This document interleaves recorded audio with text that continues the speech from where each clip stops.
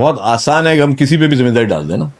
हमने तो किसी भी जिम्मेदारी नहीं डाली। कमिश्नर पहुंचे, पुलिस के सारे अमल दरामद वहां मौजूद थे, हुकूमत की तरफ से कोई कोताही नहीं थी। इस पे मैं समझता हूँ किसी को पॉलिटिसाइज करने की और इस पे जो ब्लेम गेम की जरूरत नहीं है। एक संजीदा वाक़े को हमने जो है संजीदगी से, बहुत संजीदगी के साथ लिया है। किसी भी पॉलिटिकल पार्टी और इसका हमें परवाह नहीं है। बहुत आसान है कि हम किसी पे भी जिम्मेदारी डाल दें ना। हमने तो किसी भी जिम्मेदारी नहीं डाली। हम तो अपने आप पे जिम्मेदारी भी डाल रहे हैं और जो फैक्ट फाइंडिंग उनको उस पर भी कर रहे हैं। हम ये कह रहे हैं कि जी अभी तो जो आपका सवाल है वो जुडिशियल इंक्वायरी होगी। उस जुडिशियल इंक्वायरी में सारी चीज़ें होंगी। हुकूमत ने नेक नीति के साथ काम किया। फौरी तौर पर हुकूमत की मशीनरी पहुंची, हुकूमत के फायर टेंडर्स पहुंचे, हुकूमत के वाटर बाउजर पहुंचे, हुकूमत की पूरी इंतजामिया पहुंची, डिप्टी कमिश्नर पहुंचे, कमिश्नर पहुंचे, पुलिस के सारे अमल दरामद वहां मौजूद थे।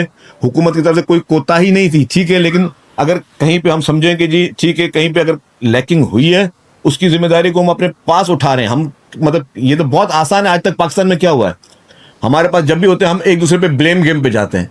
हम एक पे ब्लेम डाल दिया, हमने दूसरे पे ब्लेम डाल दिया, हम कुछ नहीं कर रहे। और हमारी रिपोर्ट जो हम अपने लिए, इसके बाद आप एक जुडिशियल कमीशन की रिपोर्ट आने दें। उसके बाद अगर आप बोले वफाकी किसी इदारे का कसूर है वो सामने आ जाएगा, किसी और का कसूर है वो सामने आ जाएगा। जिन लोगों ने गलत तरीके से लीज दी और अपने चंद मुफादात, जाती मुफादात की खातिर जो है लोगों की जान और माल का उन्होंने सौदा किया, तो उसकी चीज़ भी सामने आ जाएगी। तो लेट कोर्ट डिसाइड। अब जो एक जज साहब होंगे जो इसको अपॉइंट करेंगे, चीफ जस्टिस साहब, उनको डिसाइड करने दें।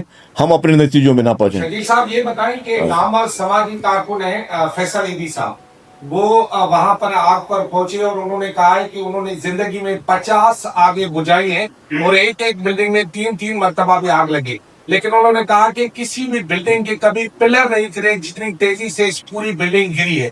क्या तहकीकाती कमेटी ने इस तरफ भी कोई किया है मामला? क्योंकि आप तो लेट हैं, वो बता चुके हैं सारी चीज़ें कि जो आग के मोहरकात हैं उसको भी एडिशनल आईजी साहब ने एड्रेस किया है कि किस तरह आग लगी और क्या चीज़ें हुई।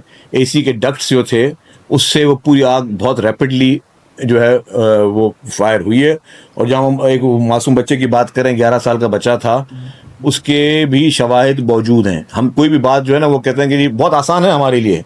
हुकूमत ये भी कर सकती थी कि भाई किसी के ऊपर इल्ज़ाम भी लगा सकती थी। हम तो बिल्कुल एक कहते हैं कि फैक्ट, क्योंकि वाक़या बहुत संजीदा वाक़या है। इस पे मैं समझता हूँ किसी को पॉलिटिसाइज करने की और इस पे जो ब्लेम गेम की ज़रूरत नहीं है। एक संजीदा वाक़े को हमने जो है संजीदगी से, बहुत संजीदगी के साथ लिया है।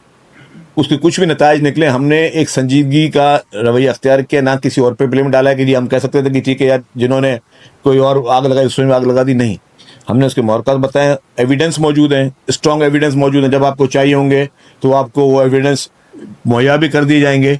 लेकिन ये कि और बेहतर है कि हम वो एविडेंस अपने कोर्ट में जमा कराएंगे जब हमसे वो जुडिशियल कमीशन जो अब हमसे जब हमसे मांगेगा उसके शवाहिद, तो हम उनको दे देंगे। सारी चीज़ों एविडेंस मौजूद है। और मैं समझता हूँ कि पहली मरतबा इस तरह हुआ है कि हुकूमत बुर्दबारी के साथ आके सब चीज़ों को मान भी रही है और उन वाक़यात को वर्ड बाय वर्ड आपको जो है वो बता रही है। उसमें कोई भी किसी किस्म की कोई वो चीज़ नहीं है कि कुछ छुपा रही हो। और किसी भी पॉलिटिकल पार्टी और इसका हमें परवाह नहीं है, क्योंकि वो जो पॉलिटिकल पार्टियां अपीलें कर रही थी या जो बयानबाजियां कर रही थी वो अपनी मुर्दा सियासत को जिंदा करने की कोशिश कर रही थी। उनकी हमें किसी किस्म की कोई परवाह नहीं है। उनको आज भी अगर उनको जो भी उनके होंगे सवालात या इल्ज़ामात, उनको हम जवाब देंगे।